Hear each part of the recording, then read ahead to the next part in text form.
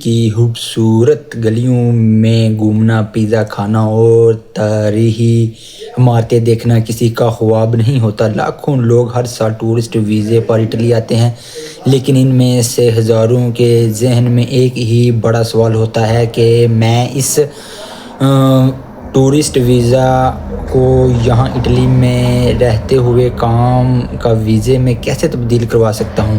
آپ نے social media پر بہت سی کہانیاں سنی ہوں گی، بہت سی دعوے دیکھے ہوں گے، لیکن کیا وہ سب سچ ہے؟ دلچسپ سوال۔ اگر آپ کے پاس صرف ایک سیاحتی یا ٹورسٹ ویزا ہے تو آپ اٹلی کا قانون آپ کو کام کرنے کی اجازت کیوں نہیں دیتا، اور وہ کون سی صرف 2 قانونی صورتیں ہیں جن کے تحت آپ ویزے کی نوعیت تبدیل کرنے کی کوشش کر سکتے ہیں؟ آج ہم آپ کو تمام مبالغہ سے پاک اور 100% سچی اور قانونی معلومات فراہم کریں گے تاکہ آپ کسی غیر قانونی جال میں پھنسنے سے بچ سکیں۔ حقیقت بہت مختلف ہے جو آپ کو بتائی جاتی ہے۔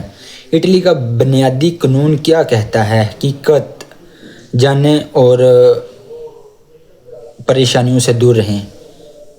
اٹلی کا بنیادی ویزا قانون یہ کہتا ہے کہ آپ جس مقصد کے لیے ویزا لیا ہے، ملک میں داخل ہوئے ہیں، آپ کو اسی مقصد کے تحت محدود رہنا ہوگا۔ سیاحتی ویزا، ٹورسٹ ویزا، یہ صرف آپ کو شینجن علاقے میں 90 دن تک رہنے اور سیر و تفریح کی اجازت دیتا ہے۔ یہ ویزا کسی بھی صورت میں کام کرنے یا لمبی مدت کے قیام کے لیے نہیں بنایا گیا۔ ویزے کی تبدیلیاں کیسے کنورٹ ہوتا ہے یا نہیں ہوتا؟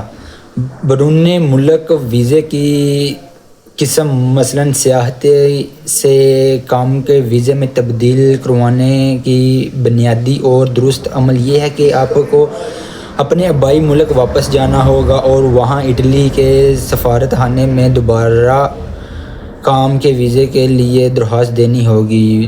وہ 2 قانونی صورتیں، اٹلی کے قانون میں 2 ہی ایسی صورتیں ہیں جہاں ویزے کی نوعیت تبدیل کرنے کا امکان پیدا ہوتا ہے، لیکن یہ بہت مشکل اور سخت مراحل ہیں۔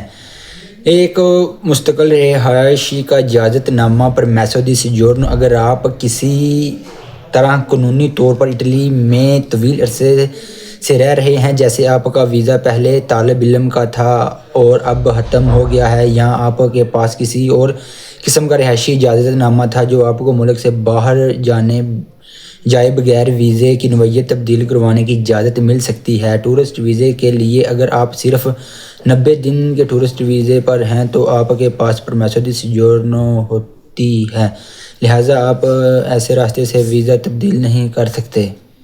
اوکے، صورت کیا؟ اوکے، گراسی دی کریٹو فلوسی، لہٰذا آپ اسی راستے سے ویزا تبدیل نہیں کر سکتے۔ The creative fallacy. سوری دوستو، ڈائلاگ بھول گیا، نیکسٹ ویڈیو میں پوری کرتا ہوں ڈائلاگ۔